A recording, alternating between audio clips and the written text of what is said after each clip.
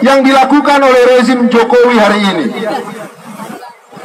FMN secara tegas menyatakan bahwa pelanggar hak asasi manusia, merampas hak demokrasi rakyat, yang menginjak-injak rakyat adalah rezim Jokowi.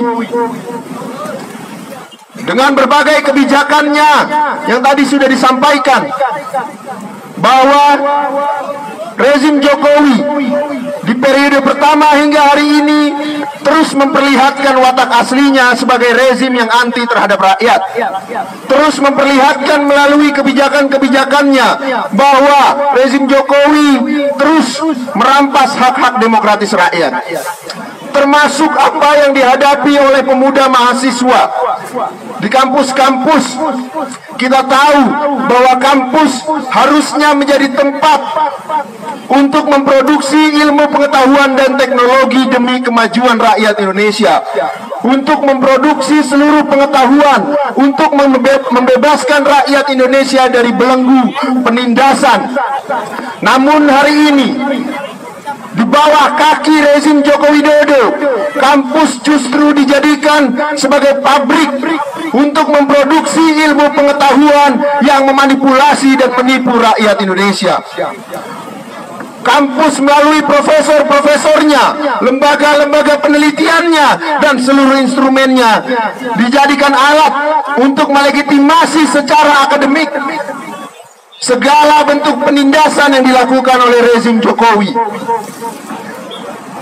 Ketika rezim Jokowi ingin merampas tanah rakyat di desa-desa, kampus yang dijadikan alat untuk menerbitkan hasil studi dan hasil kajian akademiknya untuk melegitimasi perampasan tersebut. Ketika rezim Jokowi ingin merampas upah buruh di Indonesia, kampus juga dijadikan alat untuk memproduksi dan melegitimasi hal tersebut. Itulah kenapa kemudian hari ini Front Mahasiswa Nasional di 26 kota yang ada di Indonesia melakukan aksi untuk menyampaikan seluruh persoalan rakyat dan menyampaikan apa yang harus dilakukan oleh pemuda mahasiswa untuk keluar dari belenggu yang dilahirkan oleh tindasan rezim Jokowi. Jokowi di berbagai forum, di berbagai tempat terus memberi ceramah, terus memberi pidato tentang kebersamaan, tentang keberagaman, tentang kesejahteraan rakyat, tentang pentingnya menjaga dan menjunjung tinggi Pancasila. Tapi faktanya, bagi FMN, Jokowi adalah aktor utama yang menginjak-injak Pancasila. Jokowi adalah aktor utama yang anti keberagaman, yang anti kebersamaan dan anti rakyat, kawan-kawan.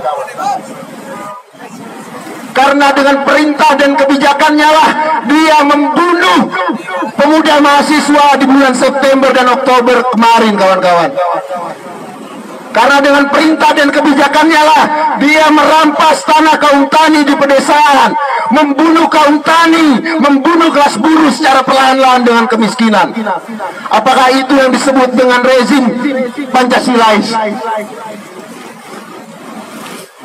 Oleh karena itu, pada kesempatan kali ini FMN juga ingin menyampaikan bahwa sudah waktunya seluruh rakyat dan pemuda mahasiswa menyatakan dengan tegas bahwa rezim Jokowi adalah musuh utama bagi rakyat Indonesia, bahwa rezim Jokowi adalah musuh utama bagi seluruh pemuda mahasiswa.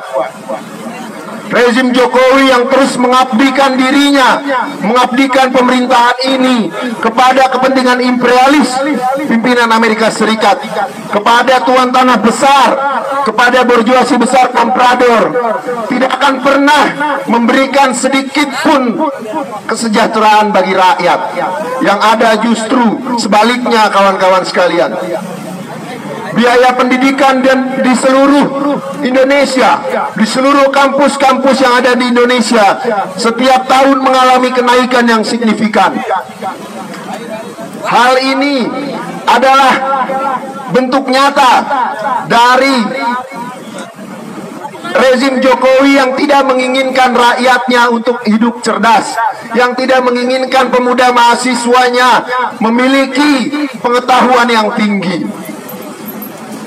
Di sisi yang lain, perekonomian rakyat terus ditekan, terus diperas, dan terus dirampas oleh rezim Jokowi melalui berbagai skemanya. Terakhir, saya menyampaikan salut dan hormat setinggi-tingginya kepada seluruh kawan-kawan Front Perjuangan Rakyat, bahwa momentum hari ini bukanlah akhir bagi perjuangan kita, bahwa perjuangan kita tidak hanya dilakukan di perkotaan, tapi perjuangan demokrasi nasional yang sesungguhnya adalah perjuangan pertalian erat antara perjuangan kita di pedesaan untuk mewujudkan reforma agraria sejati dan perjuangan kita di perkotaan untuk mewujudkan dan membangun industrialisasi nasional. Oleh karena itu, hanya ada satu jalan dan satu cara bagi rakyat Indonesia untuk keluar dari belenggu sistem terbelakang setengah jajahan, setengah feodal saat ini, yaitu melancarkan perjuangan yang keras, perjuangan yang besar, dan memobilisasi seluruh rakyat untuk membangun negerinya, untuk membangun ekonominya, dan berdaulat secara politik, tanpa bergantung pada investasi dan utang luar negeri, tanpa bergantung pada berjuasi besar komprador dan tuan tanah. Demikian yang bisa saya sampaikan dalam orasi politik hari ini. Terima kasih kepada seluruh kawan.